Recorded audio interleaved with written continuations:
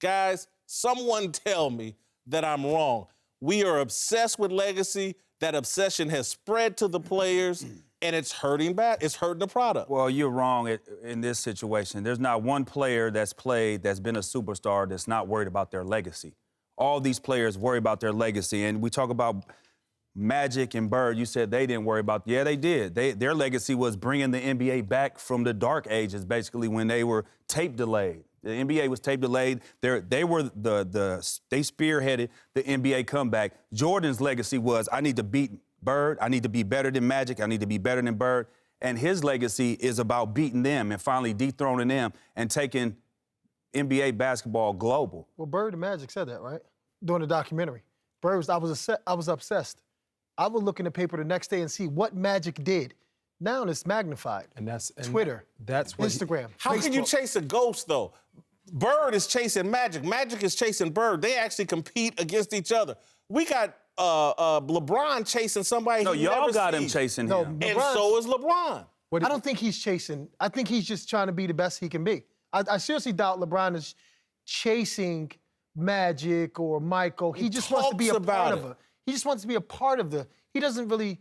He puts out his stats. To piggyback what you said, Larry Bird, only thing he had to look to was the paper next morning to see what Magic did. Right. He didn't have to deal with the social media culture of now of proving everyone wrong, or the overexposure to negativity of all these opinions that what you should be doing, what you shouldn't be doing, of how you should be living your life or how you should be playing. That exposure is what off the court. What he's talking about is for my legacy, branding, what you should be responsible for. Like, that is clouding the minds of today's athletes. So it is helping the sports in general. It's making the games bigger and more worldwide, but also it's diminishing the product because now people are not worried about what they're doing on the court. They're worried about all the things. So basketball may be becoming a 1B rather than a 1A of my brand, of what I am, or what I'm supposed to be doing, or how I'm supposed to be playing if I'm doing it the wrong way. The comments part of everything and the negativity of what people's opinions, you only had to deal with a beat writer's opinion or a couple sports writers' opinion on TV at that point in time, but now you have to deal with too much. Right, and that's a great point. To go back to Jason's, as far as like AAU, right? You think of all those different things. Everybody's friends now. So it's kind of hard to kill your friend. It's kind of hard to really compete against guys you see every single day. You see them since you were 10 years old. When I was younger... No, it's not. But I'm saying, when I was younger... Friend, and when we compete each other in the summertime and on the court, what we do. But that's different, right? Because there's the mentality. You grew up right there next to us. The errors are different. It's not hard, just the errors are different. My son's playing with somebody 8 years old. He knows playing with the same person 12, and then 15, and then you're in the pros or college or whatever it is. It's kind of hard. You know, Jeff Van Gundy always said, listen, the fraternizing, we don't want. It's hard to compete. Why am I fraternizing with this guy, going out with this guy, doing this with this guy, and then now I'm going to compete with this guy? The fire's not there. I will grant you there are other factors, but when I look at the style of play and why it's all so individual, one-on-one, everybody is now iso ball. That, to me, is an expression of this, what's transpiring out on the court is about me. Yeah.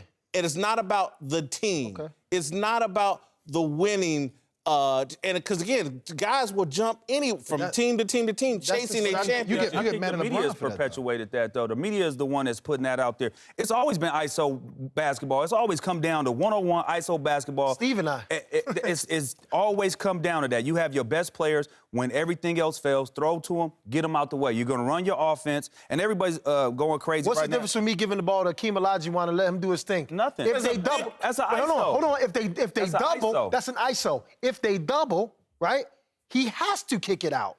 You can't hold on for 1 second. You can't tell me dumping it to Hakeem, dumping it to Kareem is the same as someone crosses the ball, crosses half court at 19 seconds, stands at the top of the key, doing all this. I understand your point. For 15 seconds. What he doesn't like is the fact that guys, his definition of ISO is coming across half court and pounding the air out the ball. And but you can ISO at the elbow like Kobe. You ISO Kobe, he gets it. He's just not going to pound it. Michael Jordan. To death. Jordan, he's going to get it. Unfortunately, you're watching that series and you're making it a microcosm of what the NBA is right now. And it's not because... No, it's not. Because to beat Golden State, that's what you have to do. They switch everything. They put you in one-on-one situations. That's why most teams can't beat them. So when we beat them in the finals, we had two of the best one-on-one players in the world. Now, Houston does the same thing back to them, so that's why it looks that bad in the game, because they're the same two defense. When you switch everything, you have to be one-on-one players at that point in time. You can't, 6'7", 6'8". Right, there's no more rotations. Okay, so that's why they put you in that for that game, for this series. Golden State, one of the best passing and movement teams in the league. Because movement doesn't They've now gone to... They're playing like Houston, right? Yeah. Because Houston is taking them out their game. Because Houston is playing their defense, so movement is not going to work on people who just keep switching, staying in the same spot. You're not going to get the movement. There's no slips. There's no nothing. There's no pick and rolls. There's no pin downs. They switch everything. You can't slip you come and slip backdoor, just to make the back end of the D react. There's a Steve Nash. There's a Steve Nash. There's a Mark Price. There's a James Brown. Let me ask y'all this. Do you think this style of play is as good or as entertaining as what Magic and Larry produced and what Michael and his era produced? It was different. Is it as good? No, I'm just saying because it's just as good right now for what's going on. But how about this one? When you grow up, when your mom cooking or whatever it is, you think it's the best in the world, right? Because that's just in your mind psychologically, right? So when we growing up, that's what made us feel good as kids. That's what we're identifying with psychologically. Now you're getting old, it's like, oh man, it's not like that. It's like it was before. It's two defenses that are forcing you to do inefficient things. And I don't think it's the stars. I mean, again, I'm gonna go back to my point. All superstars and guys that play, they worry about their legacy. What did Kobe do when Shaq left? I got to win 2 more to cement my legacy that I didn't need Shaq to win a championship. That's exactly what did Ricky Henderson do when he stole his base and broke the record? He picked it up. Today I am the greatest. Yeah, no, but I'm saying narcissistic athlete. But I'm saying though, at the same time, because the legacy does matter, and as long as it doesn't affect them moving forward or the team, I think it's fine. But I got a question for you, right? Do you worry about your legacy? No. So you don't say that you're the best sports writer of all time, or you want to be. That means that you want to be. It's already been decided. When you're the GOAT, you don't have to. So you are worried about your legacy. I'm not worried about it because it's already been decided. But at what point were you thinking about it? You were thinking like, I'm trying to be the best, so you had to be thinking about it, right? Your legacy. What's known doesn't and if you're a star, right? Eddie. And if you're a star, right? If you're a star, then passive aggressively, you say it. Yeah, exactly. You still say it. But listen. There's a difference between making everything. When I look at LeBron, everything's about him. He's putting out he praises himself. He plays a style of play a lot of times on offense, this isolation ball. No. People kill LeBron James just said a couple years ago, for the first time, I am the best, which he is. Why do you not? It doesn't need to be said. I don't say it about myself, but it doesn't need to be said. But you don't have a mirage of the media telling you that what you're doing. That's what it is. It is comparing the media, you every day. It's not. I don't think it's so much the stars. It's more so the media.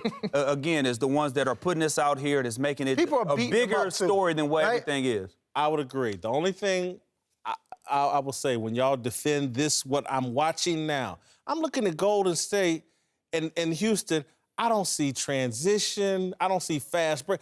And again, maybe I am just an old man dreaming about Magic and Showtime Lakers. Listen, the deeper you get into playoffs, you have to eliminate the easy things. So they're the easy things. Yeah. Do you see this? You see what Boston did to LeBron when he was on a fast break in Game 5? Every single time, you know what they did? They wrapped him up. Wrap him up. They wrapped him up. No more layups. They did that. Shaq in the beginning, he's dunking and ones. Then they start wrapping him up. Shaq used to get mad. Now I can't make my free throws. You get tired. You have to do something else. Like you can't keep giving them their steady diet. Okay, I didn't include the Celtics almost in any of this discussion.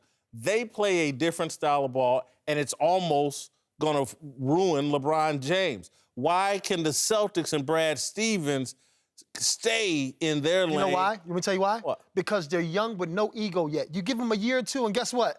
The egos are coming. Not only that, different though. defenses, too. No, but not only two that, different, you act like they don't ISO. Jason Tatum ISOs all the time. Two different defensive Jason Tatum ISOs all day. Even though he's not playing, that's what he is. Cavs don't switch everything. Cavs don't have the personnel to switch everything like Houston does, like Golden State does. They can't switch all your offensive things going on. They just have to play it straight up and play. They dumped that ball down. They dumped that ball down to Al Horford how many times? They tried. That's one-on-one. Right. Cuttino, I invited you on the show to be on my side. Oh, I'm sorry. He ride with the players. I'm sorry.